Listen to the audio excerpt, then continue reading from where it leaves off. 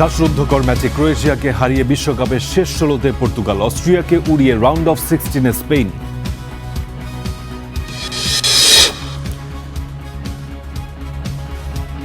রায়েরবাজার বধ্যভূমি প্রকল্পে জমি হারিয়ে ২২০০ পরিবারের মানবেতর জীবনযাপন, অনিশ্চয়তার মধ্যেই আশার বাণী সিটি কর্পোরেশনের। এবার এইচএসসিতে অংশ নেয়নি ৩৬% শিক্ষার্থী, উদ্বেগজনক বলছেন বিশেষজ্ঞরা। গবেষণার পরামর্শ খতিয়ে দেখবে সরকার। চট্টগ্রাম বন্দরে পণ্য খালাসের জটিলতা, ভোগান্তি নিরসনের সকল সেবা এক ছাদের নিচে আনার ঘোষণা বন্দর কর্তৃপক্ষের। রংপুর লালমনিরহাটে গ্রাম রক্ষা বাঁধে ধস, নদী গর্ভে বিলীন ঘরবাড়ি, ফসলি জমি, ব্যবস্থা নেওয়ার আশ্বাস পানি উন্নয়ন বোর্ডের। اصلا نمیشه باورم که دیگه نیستی بینمون। ইরানের সাবেক সর্বোচ্চ নেতা খামেনির কফিন উন্মোচন, তেহরানের জড়ো হাজারো মানুষ, মিনাবে শিশু হত্যার দায় নেয়নি যুক্তরাষ্ট্র।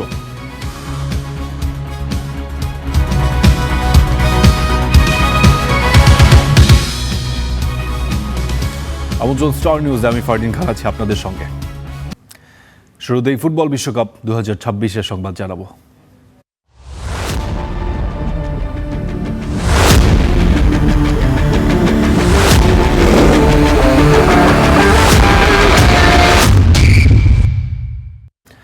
রোমাঞ্চকর লড়াই শেষে ক্রোয়েশিয়াকে হারিয়ে রাউন্ড অফ 16-এ উঠল পর্তুগাল।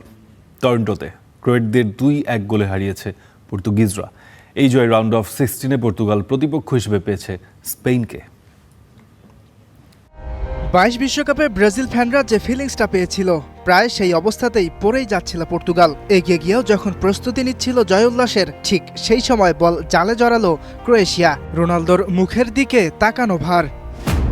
তবে ব্রাজিলের মতো কপাল পোড়া নয় পর্তুগাল। ভিএআর চেকে ধরা পড়ে অফসাইড, বাতিল হয় ক্রোয়েশিয়ার গোল। আবারও পর্তুগাল শিবিরে উল্লাস, রোনালদোর মুখে হাসি। কিছুক্ষণ আগে CR7-এর নিকাশ কালো মুখ যাদের কষ্ট দিয়েছিল, তাদের কষ্ট এখন লুকা মদ্রিচকে দেখে। বিশ্বকাপে আর কখনোই দেখা যাবে না সাবেক রিয়াল তারকাকে। ১ বছর আগে ঠিক আজকের এই দিনে পৃথিবীকে বিদায় বলেছিলেন দিয়েগো জোতা। বেঁচে থাকলে রোনালদোর সহযোদ্ধা হিসেবে তাকেও হয়তো দেখা যেত মাঠে। পর্তুগাল এই ম্যাচটা জিততে চেয়েছিল প্রয়াত লিভারপুল তারকার জন্যই। ম্যাচ শেষে তাই তো রোনালদো আর হাসলেন না, সতীর্থের জার্সি গায়ে দুচোখ ভেজালেন। সবশেষ কোনো ম্যাচের দ্বিতীয়ার্ধে এত নাটকীয়তা কবে দেখেছেন ফুটবল ফ্যানরা তা বলা কঠিন। 53 মিনিটে ইভান পেরিসিচের গোলে লিড নেয় ক্রোয়েশিয়া।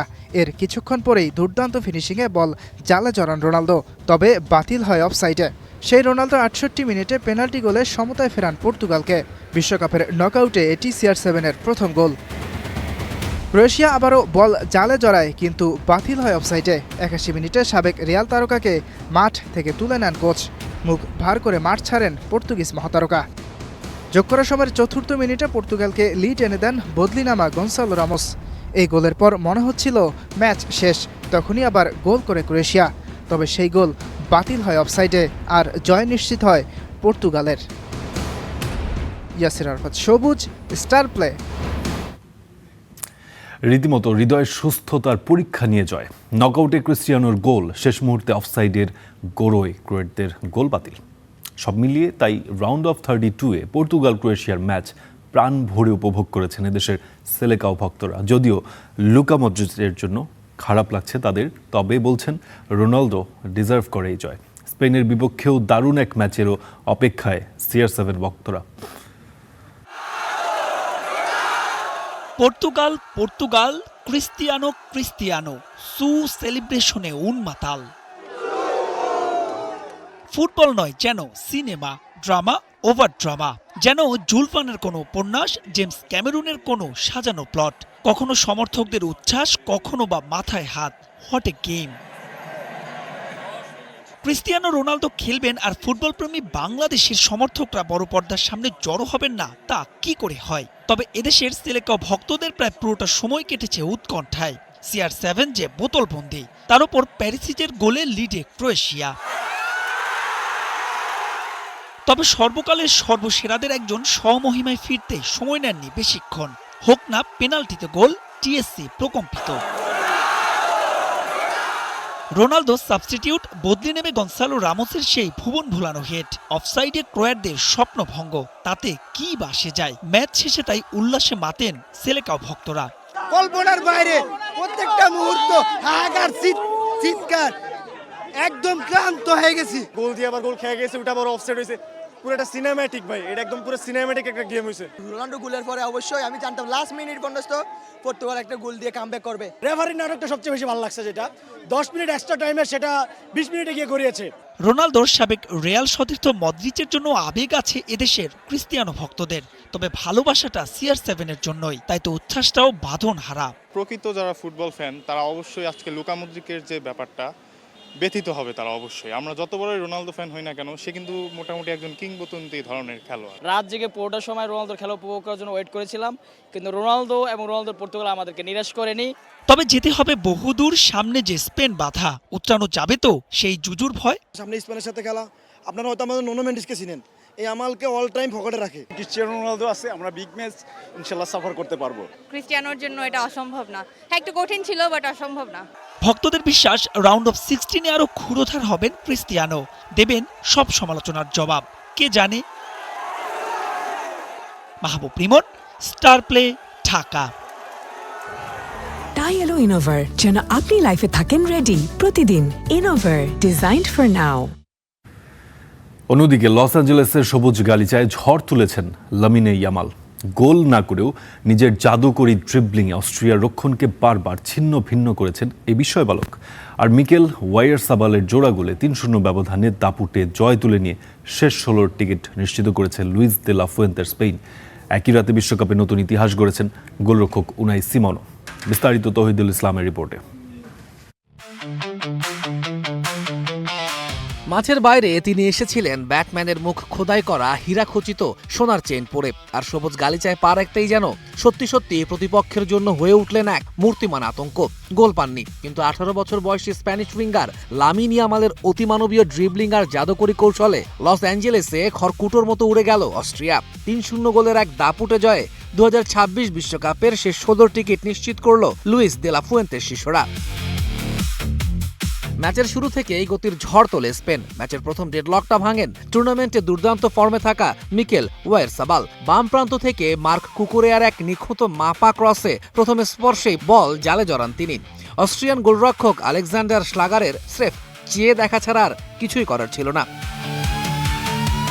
এর আগে জন্ম নেয় এক বিতর্ক। লামিন ইয়ামালের কর্নার থেকে তৈরি হওয়া জটলায় বল জালে জড়িয়েছিলেন কুকুরেয়া, কিন্তু রেফারি গ্লেন নিওবার্গ গোলরক্ষক শ্লাগারকে ফাউল করার অভিযোগে গোলটি বাতিল করেন। দ্বিতীয়ার্ধেও স্পেনের আক্রমণের ধার কমেনি, বরং বেড়েছে। ম্যাচের নিয়ন্ত্রণ পুরোপুরি নিজেদের হাতে নিয়ে ব্যবধান দ্বিগুণ করেন পেদ্রো পোরো। কুকুরেয়ার একক নৈপুণ্যের পর পেরো যখন গোলটি করলেন, তখন অস্ট্রিয়ার রক্ষণভাগ পুরোপুরি দিশেহারা। এর কিছুক্ষণ পর আবারও দৃশ্যপটে কুকুরেয়া ডিফেন্স চেরা ক্রস, আর সেখান থেকেই নিজের দ্বিতীয় এবং টুর্নামেন্টের চতুর্থ গোলটি করে অস্ট্রিয়াকে ম্যাচ থেকে পুরোপুরি ছিটকে দেন ওয়াইয়ারসাবাল। তবে এই রোমাঞ্চকর রাতে শুধু আক্রমণ ভাগী নয়, ইতিহাস নতুন করে লিখেছেন স্পেনের গোলপোস্টের নিচে দাঁড়িয়ে থাকা উনাই সিমোনো। কাতার বিশ্বকাপের 2টি ম্যাচ সহ টানা 461 মিনিট গোল না খাওয়ার অনন্য স্প্যানিশ রেকর্ড গড়েছেন তিনি। ছাড়িয়ে গেছেন কিংবদন্তি ইকার ক্যাসিয়াসকে। সেখানেই ক্ষান্ত হননি সিমন। ম্যাচের শেষ বাঁশি বাজার ঠিক আগ মুহূর্তে ইতালির কিংবদন্তি গোলরক্ষক ওয়াল্টার জিঙ্গার 517 মিনিট গোল না খাবার বিশ্বকাপের সর্বকালের সেরা রেকর্ডটিও নিজের নামে করে নেন তিনি। গোলের খাতায় নাম তুলতে না পারলেও পুরো ম্যাচের আলো কেড়ে নিয়েছেন লামিন ইয়ামাল। তাকে রুখতে অস্ট্রিয়ান কোচ রালফ রাংনিক তার নিয়মিত মিডফিল্ডার কনরাড লাইমারকে লেফট ব্যাকে খেলিয়েছেন, যাতে ইয়ামালের গতি ও স্কিলের বিরুদ্ধে শারীরিক শক্তি ব্যবহার করা যায়। কিন্তু ইয়ামাল ছিলেন যেন অপ্রতিরোধ্য। দুইবার লাইমারের সাথে নাটমেক, নোলুক পাস, কখনো আবার ডান প্রান্ত দিয়ে ভিতরে ঢুকে দূরপাল্লার জোরালো শটে কাঁপন ধরিয়েছেন অস্ট্রিয়ান গোলরক্ষকের বুকে। ম্যাচের ঠিক শেষ দিকে তার একটি নিশ্চিত goal line shot David Alaba ফিরিয়ে না দিলে স্কোর লাইন 4-0 হতে পারত। ম্যাচ শেষে তাই সুপেরিয়র প্লেয়ার অব দ্য ম্যাচও নির্বাচিত হয়েছেন ইয়ামাল। স্পেন মানেই শুধু বল পজিশন ধরে রাখা নয়, নিকো উইলিয়ামস আর ইয়ামালদের আগমনে এই দলে যোগ হয়েছে কাউন্টার অ্যাটাকের বিধ্বংসী গতি। তবে সবচেয়ে চোখে পড়েছে বল হারানোর পর স্পেনের অদম্য মানসিকতা। তাই তো লুইস দে লা ফুয়েন্তের এই দলটিকে এখন ফুটবল পণ্ডিতরা বিশ্ব চ্যাম্পিয়ন ফ্রান্সের সবচেয়ে বড় প্রতিদ্বন্দ্বী হিসেবেই দেখছেন। তৌহিদুল ইসলাম, স্টার প্লে। বিশ্বকাপের নকআউট পর্বে কাবো ভার্দের বিপক্ষে লড়াইয়ে মাঠে নামবে আর্জেন্টিনা। আর সেই ম্যাচে সব আলো শুধু মেসিদের দিকেই থাকবে এমন নয়, থাকবে ডাগ আউটেও। জাতীয় দলের কোচ হিসেবে নিজের ১০০তম ম্যাচে দলকে নেতৃত্ব দিয়ে নতুন এক ইতিহাস গড়তে চলেছেন লিওনেল স্ক্যালোনি। কিন্তু ১০০তম ম্যাচের মাইল ফলক ছুঁয়েও ইতিহাসের সর্বোচ্চ আসনে ওঠার অপেক্ষা এখনও ফুরাচ্ছে না আর্জেন্টাইন এই মাস্টারমাইন্ডের। বিশ্বকাপের নকআউট মানেই ভুলের সুযোগ নেই, একটা ভুলেই বদলে যেতে পারে সবকিছু। কাবো ভার্দের বিপক্ষে আর্জেন্টিনা যখন মাঠে নামবে তখন ডাগআউটেও লেখা হবে নতুন ইতিহাস। সেঞ্চুরির দোরগোড়ায় লিওনেল স্ক্যালোনি। আর্জেন্টিনা জাতীয় দলের কোচ হিসেবে ১০০তমবার দলকে নেতৃত্ব দেবেন তিনি। মাত্র ৮ বছরেই ছুঁয়ে ফেলছেন এই মাইল ফলক। ২০১৮ সালের ৮ সেপ্টেম্বর শুরু হয়েছিল যাত্রাটা। তখন তাকে নিয়ে ছিল অনেক প্রশ্ন, অভিজ্ঞতা নিয়েও ছিল সংশয়, কিন্তু সময়ের সঙ্গে সব সমালোচনার উত্তর দিয়েছেন মাঠেই। একের পর এক ছাড়িয়ে গেছেন কিংবদন্তিদের, সিজার লুইস মেনোত্তি, কার্লোস বিলার্দো, আলফিও বাসিলে, এমনকি মার্সেলো রিয়েলসাকেও। স্ক্যালোনি উঠে এসেছেন আর্জেন্টিনার ইতিহাসের দ্বিতীয় সর্বোচ্চ ম্যাচ পরিচালনাকারী কোচের আসনে। তবু একটি নাম এখনো সামনে দেয়াল হয়ে দাঁড়িয়ে আছে, গিয়েরমো স্তাবিলে। ১৯৪১ থেকে ১৯৬১ সাল টানা ২ দশক আর্জেন্টিনার কোচ ছিলেন তিনি। তার অধীনে খেলেছে ১২৪টি আন্তর্জাতিক ম্যাচ। এখনও সেটি আর্জেন্টিনায় সর্বোচ্চ রেকর্ড। এই বিশ্বকাপে সেই রেকর্ড ভাঙার সুযোগ নেই। আর্জেন্টিনা যদি ফাইনাল জিতে শিরোপাও তুলে নেয়, তবু স্ক্যালোনির ম্যাচ সংখ্যা হবে সর্বোচ্চ ১০৪, অর্থাৎ ১২৪-এর চূড়ায় উঠতে অপেক্ষা করতেই হবে। তবে সেই অপেক্ষা খুব বেশি দীর্ঘ হওয়ার কথা নয়। স্ক্যালোনি যেভাবে আর্জেন্টিনাকে এগিয়ে নিচ্ছেন, রেকর্ড ভাঙাটা এখন সময়ের অপেক্ষা বলেই মনে করছেন অনেকেই। তবে সংখ্যাই সবকিছু নয়, স্ক্যালোনির আসল পরিচয় তার ট্রফি ক্যাবিনেটে। তার হাত ধরেই এসেছে বিশ্বকাপ, টানা ২টি কোপা আমেরিকা আর ফিনালিসিমার মতো শিরোপা। গোলাম মোর্শেদ, স্টার প্লে। এবার অন্যান্য প্রসঙ্গ।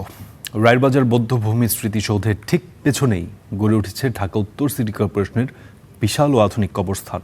তবে এই নান্দনিক প্রকল্পের আড়ালে চাপা পড়ে আছে ২২০০ পরিবারের দীর্ঘ ১৫ বছরের কান্না। জমি হারিয়ে ফ্ল্যাটের আশায় থাকা এই মানুষগুলো একদিকে যেমন দুর্নীতির শিকার হয়েছেন, অন্যদিকে বেঁচে থাকা হাজারো মানুষের জীবনে নেমে এসেছে কবরের নিস্তব্ধতা। বিস্তারিত সুমন মাহমুদের প্রতিবেদনে।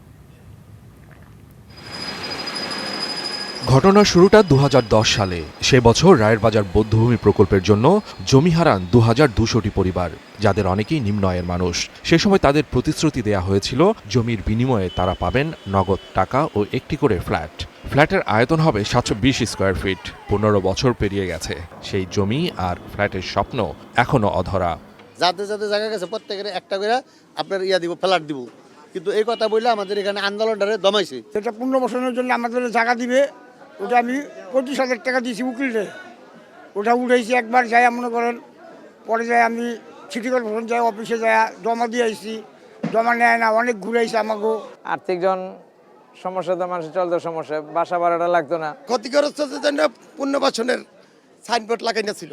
এই সাইনবোর্ড আস্তে আস্তে দেখি এই বছর আসছিল, এরপর এই সাইনবোর্ড নাই। অভিযোগ আছে রাজনৈতিক মতভেদের কারণেই এই ভোগান্তি। জেলা প্রশাসকের অফিসের দুয়ারে দুয়ারে ঘুরছেন ক্ষতিগ্রস্তরা। বিএমপি করার কারণে আর আমাদের টাকা পয়সাগুলো এইভাবেই দেয় নাই, ঘুরাইছে। যারা যৎসামান্য টাকা পেয়েছেন তাদেরও সর্বোচ্চ ১৫% পর্যন্ত ঘুষ দিতে হয়েছে। আমাদের জায়গার দাম ছিল ৪০ লক্ষ টাকা, আমরা পাইছি হইল শতাংশ ৩ লক্ষ টাকা। এই টাকা যেভাবে উঠাইছি ওই সরকারের ঘরেই দিয়েই তৈছে। কেউ কাছ থেকে 15%, কারো কাছ থেকে 20%, আর বিভিন্ন জাত থেকে যা নিতে পারছে টাকা ছাড়া কোনো আমাকে টাকা দেয়নি। মানুষে আগে বলতো একবারে টাকা উঠাইতে পার জোতা থাকে না, আমরা যাইতে সিঁড়িয়েই না। জমি হারানোদের জন্য ফ্ল্যাটের জায়গাও ঠিক ছিল। রায়ের বাজারে সেই ৫ একর জমিতে এখন গড়ে উঠেছে বাস ট্রাকের অবৈধ ডিপো। জমি হারানোদের অনেকেই ঢাকা ছেড়েছেন নিঃস্ব হয়ে, কেউ কাটাচ্ছেন মানবেতর জীবন। 15% জায়গা রাখছো, ওখানে এলো ট্রাক স্ট্যান্ড বানায় রাখছে, আর হলো বিআরটিসি ডিপো বানায় রাখছে, আর রাজাবাগের যে রিস্কা রুস্কা রাখে ওইটা ডিপো বানায় রাখছে। কেন থেমে আছে ফ্ল্যাট নির্মাণ, এই বিষয়ে ডিসি অফিসের কেউ ক্যামেরার সামনে কথা বলতে রাজি হননি। তবে প্রকল্পটি নিয়ে নতুন আশার বাণী শোনাচ্ছে সিটি কর্পোরেশন। 2200 যে পরিবারের কথা বললেন তাদের বৈধতা আছে, আমি তারপরও কাগজপত্র দেখে যদি বৈধতা থাকে অতি তাড়াতাড়ি যাতে এটা তাদের প্রাপ্যটা তারা পায় সেই ব্যবস্থাটা আমরা করব। 2200টি পরিবারের এই হাহাকার কি তবে শেষ হবে? তারা কি ফিরে পাবে তাদের মাথা গোজার ঠাঁই? সমাধানের অপেক্ষায় বঞ্চিতরা। Suman Mahmud, Star News, Dhaka. HSC পরীক্ষায় এবারও বেড়েছে অনুপস্থিতির হার। তবে আরও উদ্বেগের বিষয় হচ্ছে একাদশ শ্রেণীতে নিবন্ধন করা লাখো শিক্ষার্থীর বড় একটি অংশ পরীক্ষার ফর্মই পূরণ করেনি। মাত্র 2 বছরের ব্যবধানে 36% বেশি শিক্ষার্থী কেন পরীক্ষার বাইরে চলে গেল তা নিয়ে প্রশ্ন তুলছেন শিক্ষাবিদরা। সরকার বলছে বিষয়টি খতিয়ে দেখে প্রয়োজনীয় ব্যবস্থা নেওয়া হবে। ফরহাদ বিন নূর রিপোর্ট করেছেন। প্রতিবছর এসএসসি ও এইচএসসির মতো পাবলিক পরীক্ষায় উল্লেখযোগ্য সংখ্যক শিক্ষার্থী নিবন্ধন করেও শেষ পর্যন্ত পরীক্ষায় অংশ নিচ্ছেন না। তবে এবার সেই সংখ্যা আগের যে কোনো সময়ের তুলনায় বেশি। গত বছর এইচএসসি ও সমমানের পরীক্ষায় ফর্ম পূরণ করেনি 29% বেশি, আর মাত্র 1 বছরের ব্যবধানে তা বেড়ে দাঁড়িয়েছে 36%-এরও বেশি। 9টি সাধারণ শিক্ষা বোর্ডের আওতায় 2024-25 শিক্ষাবর্ষে একাদশ শ্রেণীতে নিবন্ধন করেছিল 11,84,000 শিক্ষার্থী। কিন্তু 2 বছর পর এইচএসসি পরীক্ষার ফর্ম পূরণ করেছে মাত্র 7,94,000। মাদ্রাসা শিক্ষা বোর্ডেও একই চিত্র। আলিম প্রথম বর্ষে প্রায় 1,40,000 শিক্ষার্থী নিবন্ধন করে, এর মধ্যে পরীক্ষার ফর্মই পূরণ করেনি 61,000-এর বেশি শিক্ষার্থী। সবচেয়ে উদ্বেগজনক অবস্থা কারিগরি শিক্ষা বোর্ডে। এবছর নিয়মিত শিক্ষার্থীদের মধ্যে 54%-এর বেশি পরীক্ষার জন্য ফর্ম পূরণ করেনি। মাত্র 2 বছরের ব্যবধানে পরীক্ষার বাইরে থাকা শিক্ষার্থীর সংখ্যা এভাবে বেড়ে যাওয়াকে অস্বাভাবিক বলছেন শিক্ষাবিদরা। এটি যদি চলতে থাকে তাহলে হয়তো দেখা যাবে 1-2 বছরের মধ্যে আমাদের অর্ধেক শিক্ষার্থী আর পরীক্ষায় অংশ নেবে না। এজন্য আমাদের এখনই সংশ্লিষ্ট মহলকে উদ্যোগ নেওয়া উচিত। এর জন্য প্রথমে যে উদ্যোগটি নিতে হবে সেটা হচ্ছে একটি জাতীয় পর্যায়ের গবেষণা করতে হবে, কেন এটি ঘটছে সেটিকে বের করে দেখতে হবে, এবং সেই যে গবেষণার মাধ্যমে যে তথ্যপত্র আমরা পাবো, যে ফাইন্ডিংস পাবো, তার ভিত্তিতে আমাদেরকে অ্যাকশন নিতে হবে। শিক্ষামন্ত্রী ডক্টর আনম এহসানুল হক মিলন জানিয়েছেন, এত বিপুল সংখ্যক শিক্ষার্থী কেন পরীক্ষার বাইরে থাকছে তা খতিয়ে দেখা হবে। এরা কিন্তু ওই ফর্ম ফিল আপই করতে আসেনি, এবার এই জায়গাটাই অ্যাড্রেস করতে হবে আমাদের। কারণ আমার মনে হয় না ক্লাসরুমগুলোতে ওই ধরনের পড়ালেখা করানো হয়েছে। তো আমরা সেই জায়গাটা অ্যাড্রেস করব, root cause of the problem, nucleus of the problem আমরা অ্যাড্রেস করবো, যেন এটা যেন আগামী দিনে না হয়। এটা একটা ভীতিমূলক এত বড় পরিসংখ্যান। শুধু তাই নয়, এবার ফর্ম পূরণের পরও পরীক্ষায় অনুপস্থিতির হার বেড়েছে। পরীক্ষার প্রথম দিন 11টি শিক্ষা বোর্ডে মোট 24,784 জন পরীক্ষার্থী পরীক্ষার হলে উপস্থিত হয়নি। ফরহাদ বিন নূর, স্টার নিউজ, ঢাকা। অদম্য চেষ্টা ও ইচ্ছাশক্তির জোরে যে কোনো বাধাকেই জয় করা যায়, হয়ে ওঠা যায় এক অনুকরণীয় দৃষ্টান্ত। তেমনি একজন জীবনযোদ্ধা মাদারীপুরের মরিয়ম বেগম। জন্ম থেকেই শারীরিক প্রতিবন্ধিতা বাধা হয়ে দাঁড়াবার চেষ্টা করলেও নিরন্তর চেষ্টা ও অধ্যবসায় দিয়ে তাকে জয় করেছেন এইচএসসি পরীক্ষার্থী। হুইলচেয়ারে চড়ে তার পরীক্ষায় অংশ নেওয়া শুধু শিক্ষার্থী অভিভাবক নয়, অনুপ্রাণিত করেছে শিক্ষকদেরও। জন্মের পর থেকেই ডান হাত ও 2 পা অকেজো, বাম হাতও পুরোপুরি সুস্থ নয়। চলাচলে একমাত্র মাধ্যম হুইলচেয়ার। তবু অদম্য ইচ্ছাশক্তিতে জীবন গড়ার প্রত্যয়ে এগিয়ে চলা এক নাম মরিয়ম বেগম। মাদারীপুরের রাজৈ সরকারি কলেজ থেকে এবার এইচএসসি পরীক্ষায় অংশ নিয়েছেন তিনি। রাজৈর উপজেলার শাখারপাড় গ্রামের ফেরিওয়ালা সেলিম শরীফ ও আকলিমা বেগম দম্পতির বড় মেয়ে মরিয়ম, যার স্বপ্ন ডিজিটাল মার্কেটিংয়ের উদ্যোক্তা হবার। যদি আমার পাশে না দাঁড়াতো তাহলে আজ হয়তো আমি এই আসতে পারতাম। ইন্টার শেষ হওয়ার পর ডিজিটাল মার্কেটিং আর এসব নিয়ে কাজ করি, ফিনান্সিং বা ডিজিটাল। শত প্রতিকূলতা জয় করে সন্তানকে এতদূর এগিয়ে দিতে পেরে গর্বিত মা আকলিমা বেগম। কোনো রকমের কোনো অসুবিধা না হয় বা যদি না বুঝে জানি প্রতিবন্ধী ব্যাংক করে খাইতে পারি না বা 10 জনের কাছে হাত পাতা লাগে, তো জানি 10 জনকে দান করতে পারে, এটাই হলো আমার চাপ। আর এই উদ্দেশ্য করেই এত দূর আসা। সহপাঠী পরীক্ষার্থীদের কাছেও মরিয়ম আক্তার এখন এক অনুপ্রেরণার নাম। আমরা সবাইয়ের ইতিবাচক দিক হিসেবে চাই তাকে আরো ভালো সুবিধা দেওয়া হোক। আর যে একটা শারীরিক প্রতিবন্ধকতা আছে, সেই শারীরিক প্রতিবন্ধকতা অভিশাপ হিসাবে না, আশীর্বাদ হিসেবে নিচ্ছে। শিক্ষকরা জানান, বোর্ডের নিয়ম অনুযায়ী মরিয়মকে দেওয়া হয় তার প্রাপ্য সুবিধা। সে সময় পায়, তাতে সময় যদি সে ওভারকাম করতে পারে, সে ভালো জায়গায় যেতে পারবে। আশা করি তার যেটুকু গ্যাপ ছিল, সেই গ্যাপটা পূরণ করতে সক্ষম হবে। 2024 সালে রাজৈর উপজেলার শাখারপাড় উচ্চ বিদ্যালয়ে ব্যবসা শাখা থেকে 3.61 পয়েন্ট পেয়ে এসএসসি পাশ করে Mariam Akter. Desk report, star news. Chattogram বন্দরে পণ্য খালাসে ব্যবসায়ীদের পোহাতে হচ্ছে নানা ভোগান্তি। কাস্টমস জটিলতার পাশাপাশি বন্দর থেকে পণ্য বের করতেও সীমাহীন প্রতিবন্ধকতার মুখোমুখি হন তারা। এছাড়া সংশ্লিষ্ট সেবা সংস্থাগুলোর সমন্বয়হীনতায় এই ভোগান্তি আরও প্রকট হচ্ছে। বন্দর কর্তৃপক্ষ বলছে যে এবার ডিজিটাল সিস্টেম পুরোপুরি চালু করার পাশাপাশি সকল সেবা সংস্থার কার্যক্রমকে এক ছাদের নিচে আনা হচ্ছে। চট্টগ্রাম থেকে সৈয়দ তামিম মাহমুদ রিপোর্ট করেছেন। দেশের আমদানি রপ্তানি বাণিজ্যের লাইফলাইন বলা হয় চট্টগ্রাম বন্দরকে, কিন্তু দেশের বৃহৎ এই বন্দর থেকে পণ্য খালাসে কালক্ষেপণ আর হয়রানির অভিযোগ আছে বন্দর ব্যবহারকারীদের। কাস্টমস জটিলতা, দীর্ঘমেয়াদী ফাইল প্রসেসিং আর সেবা সংস্থাগুলোর মধ্যে সমন্বয়ের অভাবে ভোগান্তিতে পড়েন ব্যবসায়ীরা। এই সংকট নিরসনে বন্দর কর্তৃপক্ষ ওয়ান স্টপ সার্ভিস চালু করলেও এতদিন ছিল তা বন্দরের অভ্যন্তরে। এবার বন্দরের বাইরেই নতুন ভবনে সক্রিয় করা হচ্ছে এই ওয়ান স্টপ সার্ভিস সেন্টারকে। এতে পণ্য খালাসের সময় ও ভোগান্তি দুটোই কমবে বলে আশা বন্দর কর্তৃপক্ষের। সবার ফ্যাসিলিটিস এক জায়গায় নিয়ে এসে, মানে বর্তমান বিশ্বে যে ধরনের প্রযুক্তি আছে সব এখানে রাখা হয়েছে। সো নিরাপত্তার বিষয় থেকে এখানে একদম আইএসপিএস কোডের অনুসারে আমরা অনুসরণ করে এখানে রেখেছি। বন্দর কর্তৃপক্ষ এটিকে ওয়ান স্টপ সার্ভিস বললেও সেবাগ্রহীতাদের চোখে তা এখনও ওয়ার্কিং লুপ। সংশ্লিষ্টরা বলছেন, বন্দর কাস্টমস 24 ঘন্টা খোলা থাকলেও ব্যাংক, বিএসটিআই কিংবা উদ্ভিদ সংগঠনের মতো সংস্থায় একই সময়ে মিলছে না সেবা। ফলে বিভিন্ন সংস্থার অনুমোদনের অপেক্ষায় বন্দরই আটকে থাকে কন্টেইনার। আমাদের সার্ভিস পাওয়ার জন্য যেসব পয়েন্টে আমাদেরকে যেতে হয় সেটা ওয়ান স্টপেই চলে আসা উচিত। ওদের বুথগুলো যদি এখানে থাকে আমরা আসলে সুফল পাবো। অন্যদিকে সময় মতো পণ্য ডেলিভারি না পাওয়ায় ব্যবসায়ীদের দিতে হচ্ছে ড্যামারেজ চার্জ, যার চূড়ান্ত খেসারত দিতে হচ্ছে সাধারণ ভোক্তাদের। শুধুমাত্র ব্যাংক খুলে রাখলাম, কাস্টম করে রাখলাম সেটা না, যারা আমদানিকারক রপ্তানিকারক তারাও কিন্তু এই ছাতার নিচে আসতে হবে।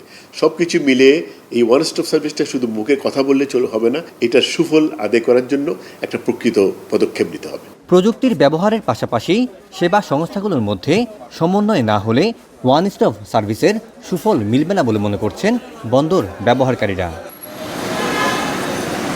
Tamim Mahmud, Star news, Chattogram. বাংলাদেশ চলচ্চিত্র উন্নয়ন কর্পোরেশন বিএফডিসিতে চলছে চলচ্চিত্র শিল্পী সমিতির দ্বিবার্ষিক নির্বাচন। সেখানে আছেন সহকর্মী মামুনুর রশিদ পনেল। কথা বলবো পনেলের সঙ্গে। পনেল, কেমন চিত্র দেখতে পাচ্ছেন এই শিল্পী সমিতির যে নির্বাচন? বিগত বছরগুলোতে আমরা দেখেছি এটির আমেজ ভিন্ন মাত্রায় পৌঁছে গেছে। এবার কি ধরনের আমেজ দেখছেন এবং ভোট নিয়ে কোনো অভিযোগ রয়েছে কিনা ভোটারদের?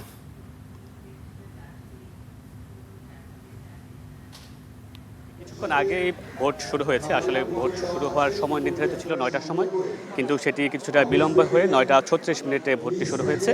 আপনি যেটি বলছিলেন, প্রতিবারই এফডিসির নির্বাচনে একটা ধরনের আমেজ তৈরি হয়, কিন্তু এবার সেই আমেজ বা উত্তেজনা একেবারে নেই বললেই চলে। কারণ ভোটার তালিকায় যারা আছেন তাদের বেশিরভাগই এখন পর্যন্ত এখানে আসেনি, কিংবা যারা প্রার্থী হয়েছেন তাদের মধ্যে বড় কোনো তারকা কিংবা কিংবদন্তি কিংবা যারা আওতিতে নির্বাচন করেছেন সেরকম বড় কোনো নাম নেই। সেজন্য আসলে ভোটের আমেজটা আসলে অন্যবারের তুলনায় কিছুটা কম।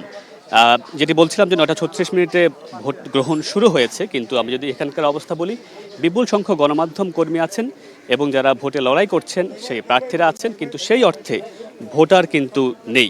আমি যদি আপনাকে ভোট কেন্দ্রে প্রবেশের জায়গাটি দেখাতে পারতাম, তাহলে আপনি বুঝতে পারতেন যে সেটি আসলে একেবারে খালি, এবং ভেতর থেকে নির্বাচন কমিশনার কিছুক্ষণ আগেই ঘোষণা দিয়ে বলছিলেন যে আমরা ভেতরে অলস সময় প্রবেশ করছি, দয়া করে ভোটাররা প্রবেশ করুন। তো সেই অর্থে আসলে এই ডাকে সাড়া দিয়ে আমরা এই পর্যন্ত ধরেন প্রায় এক ঘন্টার কাছাকাছি হয়তো বা ভোট গ্রহণ শুরু হয়েছে, কিন্তু এই সময়ের মধ্যে আমরা সর্বোচ্চ 5 থেকে 6 জনকে ভেতরে প্রবেশ করতে দেখেছি, এর বেশি সংখ্যক আসলে ভোটার নেই।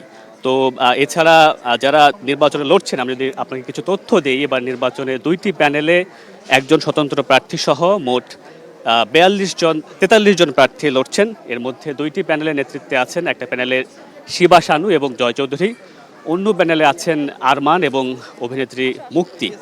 এই 2 প্যানেলে মূলত এবারের নির্বাচনে লড়াই হচ্ছে। তো বুঝতে পারছেন যে বড় কোনো কিংবদন্তি কিংবা বড় যাদেরকে আমরা প্রতিবার নির্বাচনে দেখে অভ্যস্ত সেরকম কেউ নেই, এবং সেই জন্য আসলে আরেকটা বিষয় হচ্ছে গণ অভ্যুত্থানের পর অনেক বড় বড় অভিনেত্রীরা দেশের বাইরে রয়েছেন, সেই জন্য একটা বিষয় অনুপস্থিতি রয়েছে তাদের। আরেকটা বিষয়, আজকে তো সাপ্তাহিক শুক্রবার, সেজন্য আমরা কয়েকজনের সঙ্গে কথা বলেছি, যারা প্রার্থী তারা আমাদেরকে বলছিলেন যে হয়তো বা জুম্মার নামাজের পরে যে ভোটার আসার যে প্রবণতা সেটি হয়তো একটু বাড়বে, বা সময়ের সঙ্গে সঙ্গে সেটি আর একটু বাড়বে।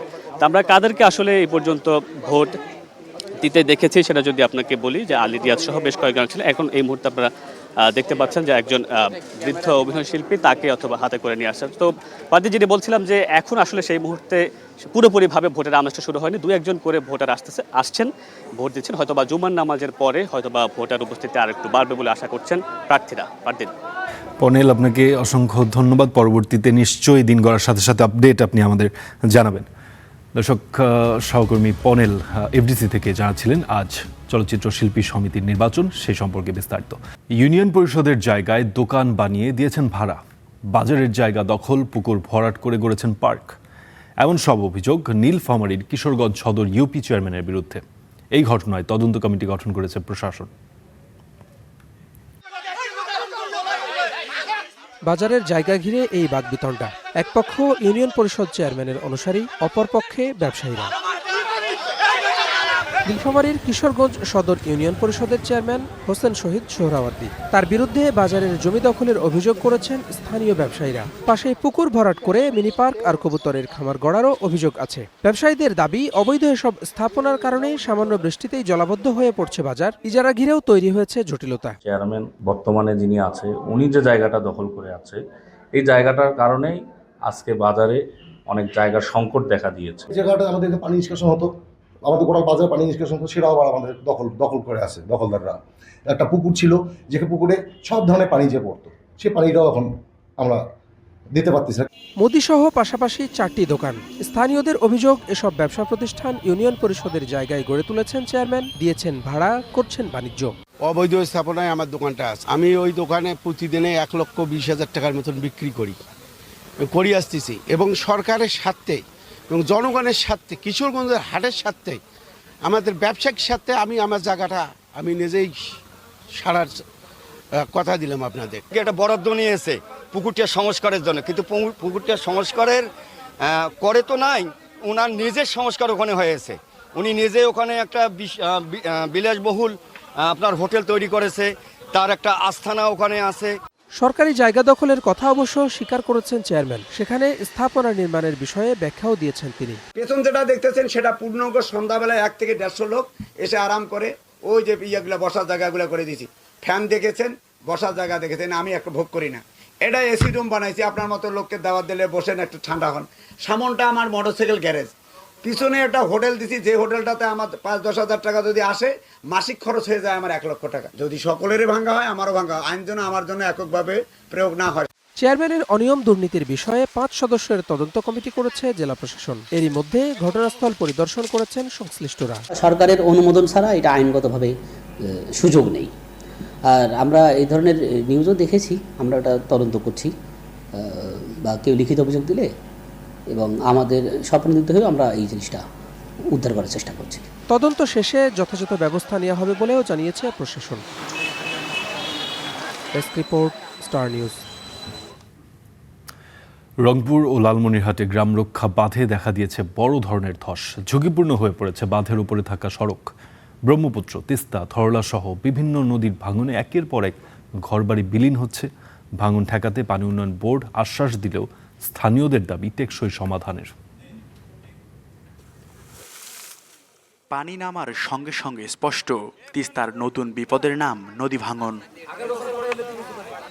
রংপুরের গঙ্গাচড়ার মর্নিয়া এবং লালমনিহাটের খুনিয়াগাছ সীমান্তের তালপট্টি এলাকায় গ্রাম রক্ষা বাঁধে দেখা দিয়েছে তীব্র ভাঙন।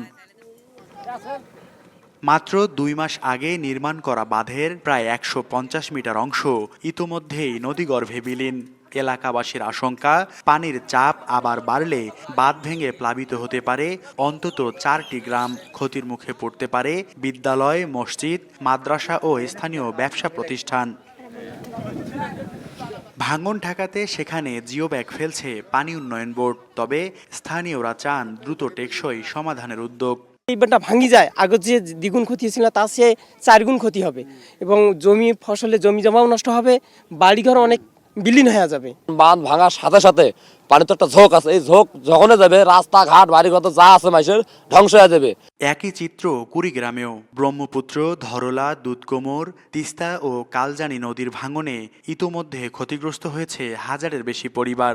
পানি উন্নয়ন বোর্ডের তথ্য বলছে জেলার 36টি পয়েন্টে প্রায় 11 কিলোমিটার এলাকা জুড়ে নদী ভাঙন অব্যাহত রয়েছে।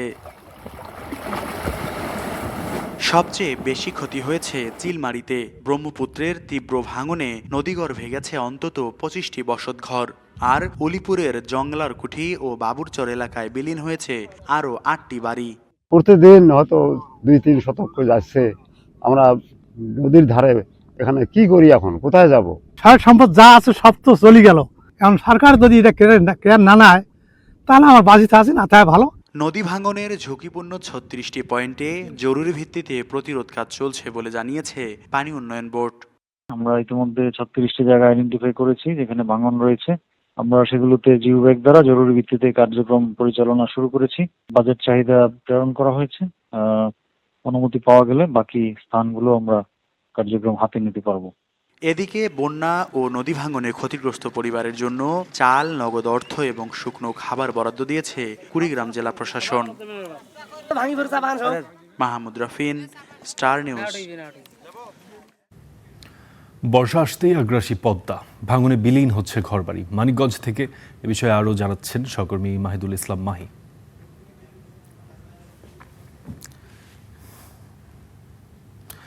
মাহি, এই ভাঙন সম্পর্কে আমাদের একটু জানাবেন। ভাঙন কোন এলাকায় বেশি হচ্ছে এবং জনবসতি যে রক্ষায় কোনো ধরনের উদ্যোগ দেখতে পাচ্ছেন কিনা?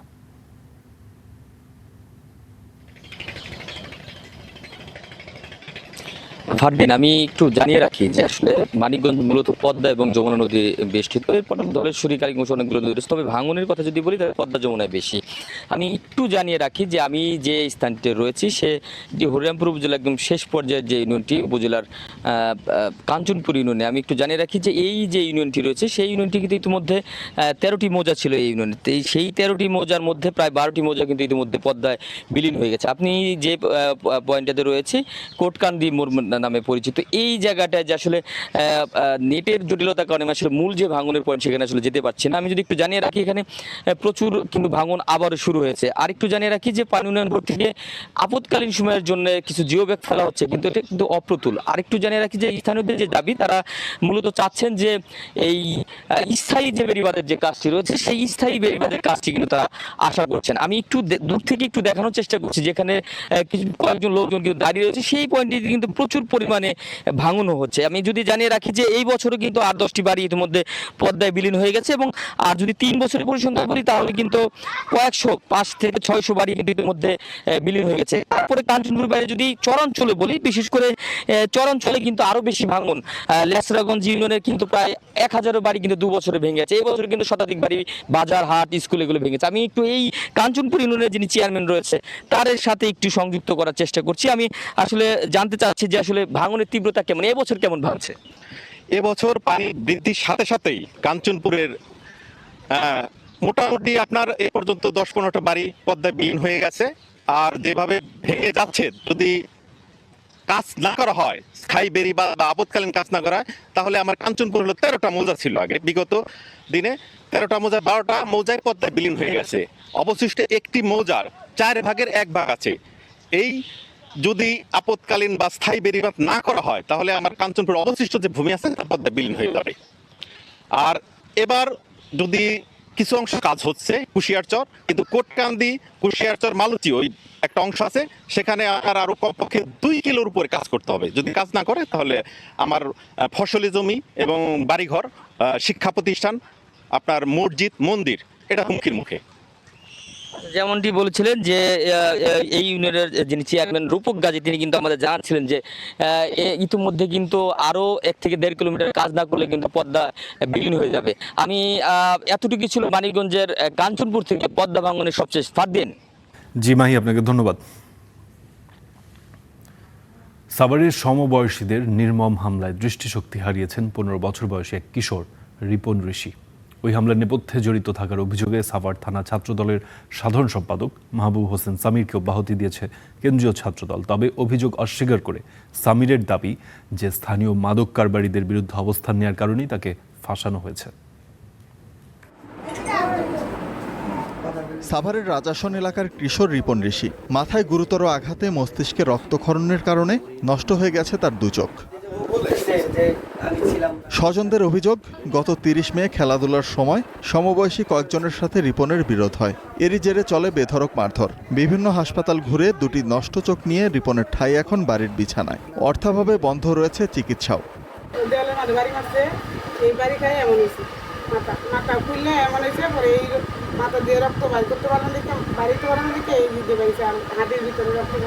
সজীব পিস্তল মানিক আর ওই অফিসে ওর ধৈরা বলে মোটা লাঠি দাগে বাইরেছে। বাইরানোর পরে দেওয়ালে ধৈরা বলে এক সুন্দর করে ছেলে লম্বা চূড়া ওর মতো সাইজ, রিপনের মতো সাইজ, ওই ছেলে বলে ধৈরা মাথায় দেওয়ালে বাড়ি দিছে। এ ঘটনায় রিপনের ভগ্নিপতি বাদী হয়ে সাভার মডেল থানায় মামলা দায়ের করেন। আসামি করা হয় সাভার থানা ছাত্রদলের সাধারণ সম্পাদক মাহবুব হোসেন সামির সহ কয়েকজনকে। তবে অভিযোগ অস্বীকার করে সামিরের দাবি, স্থানীয় মাদক কারবারি শামীমের বিরুদ্ধে অবস্থান নেওয়ায় তাকে পরিকল্পিতভাবে ফাঁসানো হয়েছে। সাভারের যে বর্তমানে শীর্ষ মাদক ব্যবসায়ী ছিল শামীম, সেই শামীমকে আমি ধরায় দেওয়ার জন্য পুলিশকেও সাংবাদিকদের অনেকবার হেল্প করছি, কারণ আমার এলাকাতে আমি কোনো মাদক ব্যবসায়ীদের রাখবো না। তো এই শামীম আমাকে আরও প্রায় 1 মাস আগে আমাকে থ্রেট করেছে, মানে সে এই সাংবাদিকদের ঘটনার পরেই যে আমাকে যে কোনোভাবে হোক আমাকে সে অ্যারেস্ট করাবে এবং আমার নামে 2-1টা মামলা দেবে। এদিকে মামলা দায়েরের পর অভিযুক্ত সামিরকে সাংগঠনিক পদ থেকে অব্যাহতি দিয়েছে কেন্দ্রীয় Chhatradal. Desk report, star News. এবার মৌসুমি ফলের খবর জানবো। নরসিংদীর লটকন বাগানে আছেন সহকর্মী বদরুল আমিন চৌধুরী। জি বদরুল, একটু জানাবেন এবার জেলায় ফলের যেই ফলন কেমন হয়েছে এবং কি ধরনের ব্যবসার আশা করছে ব্যবসায়ীরা?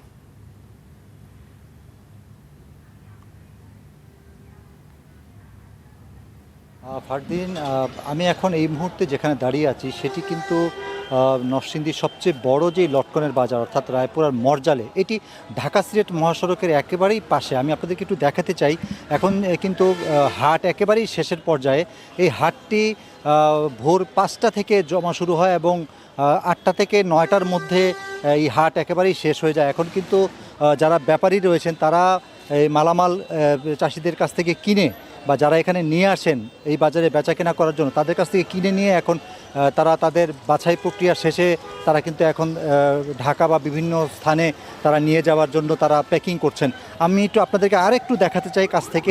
একটি বিশেষ প্রক্রিয়ার মধ্য দিয়ে, অনেকগুলো প্রক্রিয়ার মধ্য দিয়ে কিন্তু এই লটকনের যেই আমরা বাজারে দেখতে পাই সেগুলো কিন্তু আসলে আমরা যেভাবে দেখতে পাই সেগুলো কিন্তু একেবারেই ফিনিশিং পর্যায়ে থাকে, শেষ পর্যায়ে। কিন্তু এর আগে লটকন কেনা থেকে বাছাই করা 2-3 ধরনের একটা বাছাই প্রক্রিয়া আছে। তারপরে পাতা দিয়ে যেখানে তারা যে লটকন পরিবহন করেন সেগুলোতে সুন্দর করে সাজিয়ে কিন্তু সেটা ঢাকা বা অন্যান্য জায়গায় তারা বিক্রির উদ্দেশ্যে নিয়ে যান। তবে এখানে যারা এখানে বিক্রেতারা রয়েছেন তারা আমাদেরকে জানিয়েছেন যে আজকে বাজার দর একেবারেই কম তারা বলছেন, এবং যার ফলশ্রুতিতে তারা কিনছেন এবং তারা আমাদেরকে বলছেন যে এখান থেকে নিয়েই কিন্তু হাজারো মানুষ ব্যবসা পরিচালনা করে তারা তাদের এই 3টি মাস, অর্থাৎ লটকন বিক্রির যে 3টি মাস, সেটি কিন্তু তারা তাদের জীবিকা নির্বাহ করেন এখান থেকে। এবং এই লটকনগুলোই কিন্তু একটা পর্যায়ে দেশের সীমানা পেরিয়ে বর্তমানে ইউরোপ এবং মধ্যপ্রাচ্যের 22টি দেশে এখন এই লটকন কিন্তু রপ্তানি হচ্ছে, যার ফলশ্রুতিতে এটি কিন্তু আমাদের রপ্তানি বাণিজ্যে একটি মূল্যবান অবদান রাখছে। তো এই ছিল আমার কাছ থেকে এই মরজাল বাজারের লটকনের পরিস্থিতি সবশেষ। ধন্যবাদ আপনাকে বদরুল। এবার নজর দেব আন্তর্জাতিক অঙ্গনে। মার্কিন ও ইসরায়েলি হামলায় নিহতের 4 মাস পর অবশেষে প্রকাশ্যে আনা হলো আয়াতুল্লাহ আলী খামেনির মরদেহ। বৃহস্পতিবার রাতে ইরানের বিপ্লবী এই সর্বোচ্চ নেতার কফিন আনা হয় জনসমক্ষে। এ সময় কান্নায় ভেঙে পড়েন হাজার হাজার ইরানি। আগামীকাল তেহরানে হবে স্মরণকালের সবচেয়ে বড় জানাজা। যুক্তরাষ্ট্র ও ইসরায়েল যদি জানাজা ঘিরে হামলা চালানোর চেষ্টা করে তাহলে পরিণতি খারাপ হবে, এমন হুঁশিয়ারি দিয়েছে ইরান। শেষ যাত্রার আগে জনসমক্ষে বিপ্লবী নেতা আয়াতুল্লাহ আলী খামেনি, যার হুঙ্কারে কেঁপে উঠত যুক্তরাষ্ট্র ও ইসরায়েল, আজ তিনি নীরব। 4 মাস আগেই গত 28শে ফেব্রুয়ারি এই কণ্ঠকে চিরতরে নিভিয়ে দেয় যুক্তরাষ্ট্র ও ইসরায়েল, যদিও তার দেশপ্রেম ও চেতনা ছড়িয়ে আছে কোটি কোটি জনতার মাঝে। প্রিয় নেতাকে হারিয়ে তাই শোকাহত গোটা জাতি। বৃহস্পতিবার রাতে তেহরানের ইমাম হুসেইনি কমপ্লেক্সে নেওয়া হয় আলী খামেনির মরদেহবাহী কফিন। তবে তার আগেই তেহরানের বিভিন্ন রাস্তায় জড়ো হয় হাজারো ইরানি।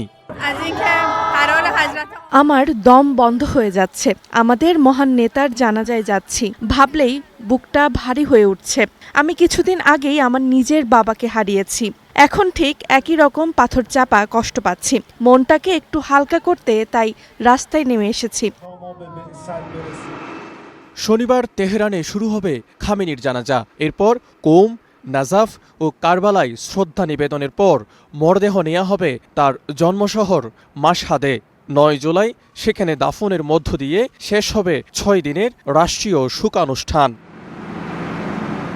এরই মধ্যে তেহরানে অনুষ্ঠিত হয়েছে নতুন সর্বোচ্চ নেতা মোজতাবা খামেনির স্ত্রী জাহারা হাদ্দাদ আদেলের বিদায়ী অনুষ্ঠান। 28শে ফেব্রুয়ারির হামলায় তিনিও নিহত হন। তবে নিরাপত্তা শঙ্কার কারণে বাবার জানাজায় মোজতাবা প্রকাশ্যে উপস্থিত নাও হতে পারেন বলে বিভিন্ন গণমাধ্যমে খবর প্রকাশ হয়েছে। তবে ইসলামী বিপ্লবী গার্ড কোর আইআরজিসির প্রধান আহমেদ বাহেদিকে খামেনির কফিনের পাশে দেখা গেছে। যুদ্ধ শুরুর পর এটাই তার প্রথম প্রকাশ্যে আসা। এদিকে খামেনির জানাজা ঘিরে যুক্তরাষ্ট্র ইসরায়েল হামলা চালালে পরিণতি ভালো হবে না বলে হুঁশিয়ারি দিয়েছে ইরানের সামরিক কমান্ড। জানাজা ঘিরে নেওয়া হয়েছে সর্বোচ্চ নিরাপত্তা ব্যবস্থা। 4 দশকেরও বেশি সময় ধরে ইরানের রাজনীতি ও পররাষ্ট্রনীতির কেন্দ্রবিন্দু ছিলেন আলী খামেনি। তাই তার জানাজা শুধু একজন নেতার বিদায় নয়, বরং ইসলামী প্রজাতন্ত্রের ভবিষ্যৎ পথ চলার এক গুরুত্বপূর্ণ মুহূর্ত হিসেবে দেখছে Tehran. Majid Shahriar, Star News. Russia Ukraine যুদ্ধে পরপর 2টি ভয়াবহ রাত পার করেছে কিয়েভের বাসিন্দারা। বুধ ও বৃহস্পতিবার রাতে চালানো ভয়াবহ হামলায় নিহত হয়েছে অন্তত 40 জন। কিয়েভ সহ 6টি শহরে ছুড়েছে শতাধিক ব্যালিস্টিক ক্ষেপণাস্ত্র ও 5 শতাধিক ড্রোন হামলা। এটি চালিয়েছে রুশ বাহিনী। এই ঘটনায় ইউরোপ সফর সংক্ষিপ্ত করে দেশে ফিরেছেন প্রেসিডেন্ট জেলেনস্কি। হামলার নিন্দা জানিয়ে মিত্রদের কাছে আকাশ প্রতিরক্ষা সহায়তা চেয়েছেন তিনি। একের পর এক বিস্ফোরণে কেঁপে উঠছে ইউক্রেনের রাজধানী কিয়েভ। রাতভর চলা রুশ হামলায় ধ্বংসস্তূপে পরিণত হয়েছে বহু ভবন। কিয়েভকে লক্ষ্য করে অন্তত 70টি মিসাইল ছুড়েছে রুশ বাহিনী। হামলায় ব্যবহার করা হয়েছে 5 শতাধিক ড্রোন। হামলার খবর পেয়ে আশ্রয় কেন্দ্রে যাওয়ার চেষ্টা করি, ততক্ষণে অনেক দেরি হয়ে গেছে। বিস্ফোরণে আমার বাড়ির দরজা উড়ে যায়। আমরা পার্কিং গ্যারেজে আশ্রয় নিয়েছিলাম। বিস্ফোরণের পর বাইরে এসে দেখি সবকিছু ধ্বংস হয়ে গেছে। এখনো অনেক মানুষ ধ্বংসস্তূপের নিচে আটকে আছে। হামলার আশঙ্কায় রাতেই ইউরোপ সফর সংক্ষিপ্ত করে দেশে ফেরার ঘোষণা দেন ইউক্রেনের প্রেসিডেন্ট ভলোদিমির জেলেনস্কি। কয়েকদিন আগেই যুদ্ধবন্ধে পুতিনকে সরাসরি আলোচনার প্রস্তাব দেন তিনি। সেই প্রস্তাব প্রত্যাখ্যান করে ক্রেমলিন। এর মধ্যেই এমন ভয়াবহ হামলা। শহরের 20টিরও বেশি এলাকায় ব্যাপক ক্ষয়ক্ষতির খবর পাওয়া গেছে। আবাসিক ভবন ছাড়াও ক্ষতিগ্রস্ত হয়েছে অ্যাম্বুলেন্স স্টেশন, গবেষণা প্রতিষ্ঠান, হোটেল ও বিভিন্ন ব্যবসা প্রতিষ্ঠান। ইউক্রেনকে আরও আকাশ প্রতিরক্ষা ব্যবস্থা সরবরাহ এখন সবচেয়ে গুরুত্বপূর্ণ। আমরা যুক্তরাষ্ট্রের প্যাট্রিয়ট সহ অন্যান্য প্রতিরক্ষা ব্যবস্থা পাবার বিষয়ে দ্রুত সিদ্ধান্তের অপেক্ষায়। এই অস্ত্রই কেবল মানুষের জীবন বাঁচাতে পারে।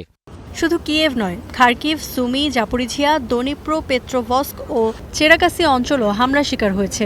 জীবন বাঁচাতে ভূগর্ভস্থ মেট্রো স্টেশনে আশ্রয় নেয় বাসিন্দারা। পাল্টা হামলা জোরদার করেছে ইউক্রেনও। রাশিয়ায় ড্রোন হামলা বাড়িয়েছে কিয়েভ। এতে বিশ্বের তৃতীয় বৃহত্তম তেল উৎপাদনকারী রাশিয়ায় তৈরি হয়েছে জ্বালানি সংকট। এমনকি ভারত থেকে পেট্রোল আমদানি করতে হচ্ছে মস্কোকে। ইফাতিরা, স্টার নিউজ। কাতারের কাছ থেকে উপহার পাওয়া নতুন এয়ারফোর্স ওয়ানের ভ্রমণ নিয়ে উচ্ছ্বাস প্রকাশ করেছেন প্রেসিডেন্ট ট্রাম্প। ওয়াশিংটন থেকে যুক্তরাষ্ট্রের নর্থ ড্যাকোটা রাজ্যে ভ্রমণে যান তিনি। উচ্ছ্বসিত ট্রাম্প বলেন, প্রথমবার বিমানটিতে ভ্রমণ করতে পেরে তিনি খুবই আনন্দিত। কিন্তু বিতর্ক বেঁধেছে ট্রাম্পের একটি মন্তব্যে। তিনি বলেছেন যে যুক্তরাষ্ট্র এমন একটি উড়োজাহাজ বানাতেই পারত না, অথচ বিমানটি তৈরি করেছে মার্কিন নির্মাতা প্রতিষ্ঠান বোয়িং। কাতারের কাছ থেকে উপহার পাওয়া নতুন এয়ারফোর্স ওয়ানে ট্রাম্পের প্রথম ভ্রমণ। ওয়াশিংটন থেকে নর্থ ড্যাকোটায় ভ্রমণ করলেন ট্রাম্প। সেখানে সাবেক রিপাবলিকান প্রেসিডেন্ট থিওডোর রুজভেল্টের সম্মানে একটি জাদুঘরের উদ্বোধন করেন তিনি। নতুন এয়ারফোর্স ওয়ানে ওঠার আগে ঠিক এভাবেই নিজের উচ্ছ্বাস জানালেন ট্রাম্প। এটি হবে প্রথম ফ্লাইট। এটি এখন পর্যন্ত তৈরি হওয়া সবচেয়ে বড় বাণিজ্যিক বিমান। বোয়িং আমাকে বলেছে এটি এখন পর্যন্ত তাদের তৈরি সেরা বিমান। সত্যি বলতে আমি খুবই উত্তেজিত। এমন কিছু আগে কেউ কখনো দেখেনি। এটা প্রেসিডেন্টের উপযোগী করে তৈরি, মানে নিরাপত্তা, আধুনিক সুযোগ সুবিধা সব। এটা সত্যি অসাধারণ। এটা এমন এক বিমান যা যুক্তরাষ্ট্রের থাকা উচিত।